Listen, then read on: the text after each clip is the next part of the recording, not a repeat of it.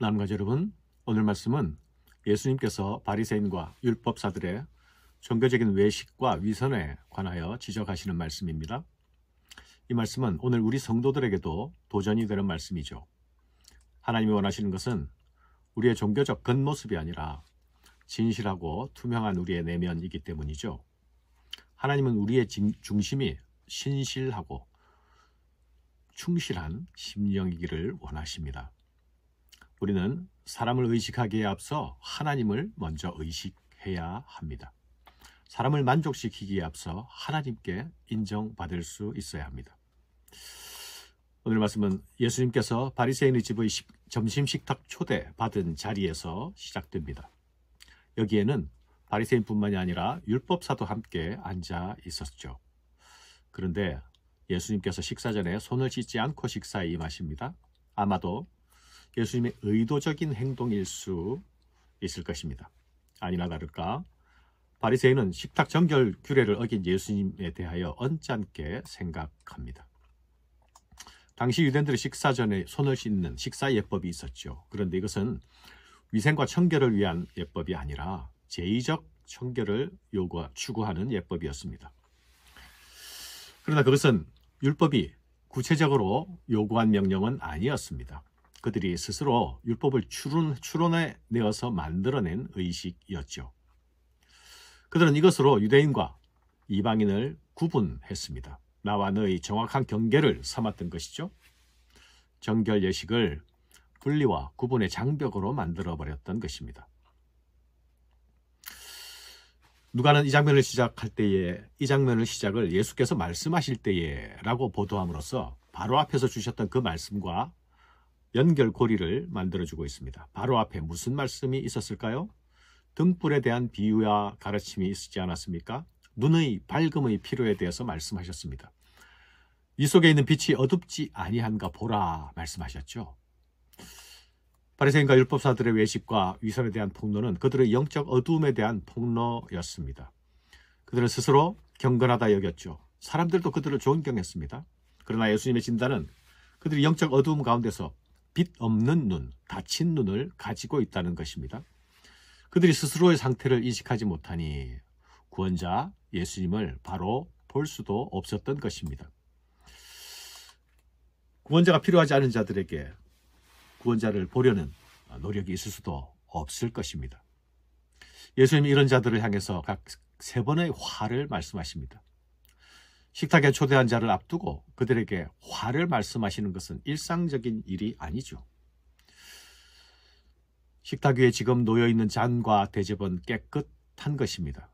그러나 주님은 너희 속에 탐욕과 악독이 가득하다 말씀하십니다. 어리석은 자들이다 말씀하십니다. 외면의 정결은 중요하게 여기면서 정작 중요한 그들의 내면은 엉망진창이라는 것이죠. 그들은 보이는 것에는 치중했지만 보이지 않는 내면은 그 본질을 잃어버렸습니다. 이것이 그들의 경건과 신앙의 실상이었죠. 그러나 예수님은 이들을 포기하시지 않습니다. 예수님께서 이들을 신랄하게 지적하시는 것은 공격을 위함이 아니라 교정을 위함입니다. 돌이킴을 위함이죠. 그들에게 진정으로 깨끗해지는 법을 가르쳐 주시고 있습니다. 너희 안에 있는 것으로 구제하라 하십니다. 예수님은 흥미롭게도 내면의 정결을 드러낼 수 있는 방식으로 구제를 제시하십니다. 구제는 타인을 돕는 자비의 마음, 사랑의 마음에서만 나올 수 있는 것이 아닙니까? 지금 그들의 내면은 탐욕으로 가득 차 있습니다. 탐욕과 악독의 심령으로는 결코 남을 도울 수 없는 것이죠. 그러나 구제하는 자리는 사랑과 자비가 실천되는 자리입니다. 내 지갑이 열려야 하고 내 소유를 양보해야 합니다. 자기 희생이 있는 자리이죠. 너희 안에 있는 것으로 구제하라. 사랑의 실천은 거저될 수 없는 것임을 기억해야겠습니다.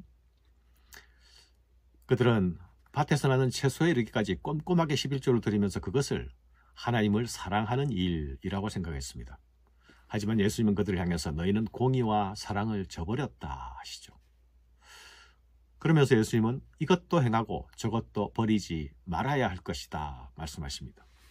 예수님이 박하 문향의 11조를 부정하시는 것이 아니죠. 공의와 사랑도 버리지 말 것을 말씀하십니다. 참된 경건은 외면과 내면이 일치해야 함을 말씀하십니다. 그들은 또 회당의 상석에 앉기를 좋아했습니다. 길거리나 시장에서 사람들의 인사받기를 좋아했죠.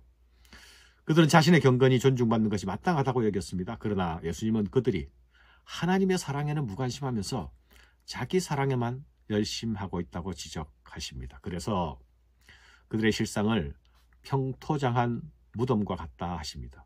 평토장한 무덤이 무엇입니까? 묘비와 봉분이 없는 무덤이 아닙니까? 사람들은 그 무덤에 표식이 없으니 무덤인지도 모르고 밟고 다닐 것입니다. 그렇게 되면 모든 사람들이 이것으로 인하여 부정하게 될 것입니다. 그들은 스스로 사람들을 정결하고 경건하다, 스스로 자기들을 정결하고 경건하다 생각하지만 실상 모든 사람들을 부정하게 만드는 장본인들이라 지적하시는 것이죠. 이렇게 말씀하시는 것을 듣고 있자 함께 식탁에 앉아있던 율법사는 더 이상 가만히 듣고 있을 수가 없었습니다. 이렇게 대꾸합니다. 이렇게 말씀하시는 것은 우리까지 모욕하시는 것 아닙니까? 그러나 예수님은 그에게 더 심각한 말씀을 주십니다. 너희들은 장로의 유전이라고 불리는 여러 가지 율법들의 세부 규칙을 만들어서 사람들에게 큰 짐을 지웠다. 그러나 정작 너희 자신들은 그것을 지키지도 않는구나.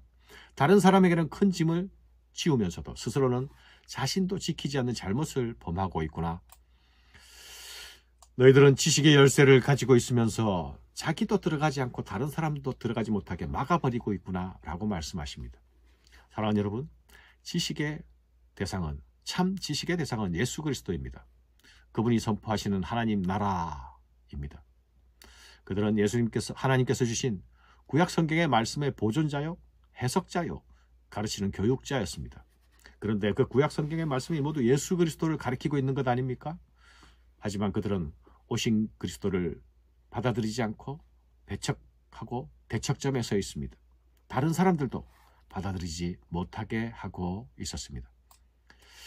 그래서 예수님은 그들이 선지자를 죽이는 조상들의 길을 따르고 있다 말씀하고 계시죠. 이것이 그들의 가장 심각한 죄입니다. 그들은 선지자를 존경한다고 하면서 선지자의 무덤도 만들어 기념했습니다. 그러나 예수님은 너희가 선지자 무덤을 만들어서 선지자를 기념하는 것이 아니라 선지자를 죽인 너희 조상들을 기념하는 것 아니냐고 말씀하십니다. 이것은 선지자보다 크신 이로 오신 예수님을 적대하고 심지어 죽음으로 몰아가려는 자들에 대한 신랄한 말씀이죠. 하나님이 보내신 메시아를 핍박하고 적대한 그들은 마땅한 보응을 받을 것입니다. 그런데 예수님이 이렇게 말씀하셔도 그들은 꿈쩍도 하지 않습니다. 그들은 오히려 예수님에게 거세게 달려들고 따져 묻고 책잡고자 노립니다. 예수님의 지적의 말씀에도 불구하고 스스로를 보지 못하고 있었던 것이죠. 사랑하는 여러분, 나의 진정한 모습은 하나님 앞에서만 알 수 있습니다. 나의 진정한 모습은 하나님께서 은혜의 빛을 비추어 주셔야만 볼 수 있습니다. 하나님은 우리의 중심을 보십니다. 예수님 앞에서 우리 자신의 모습을 살펴볼 수 없는 사람은 영적 맹인이라 할 수 있습니다. 예수님께 굴복한 사람은 빛을 감지할 수 있는 눈을 가진 자입니다. 그때 비로소 예수님의 말씀에 비추어 자신을 성찰할 수 있습니다. 이 성찰은 회개와 돌이킴으로 들어가는 문이 됩니다. 화를 경고하시는 이 예수님의 말씀, 이 아침에 우리 자신을 비추어 보는 성찰의 아침이 되기를 바랍니다. 감사합니다.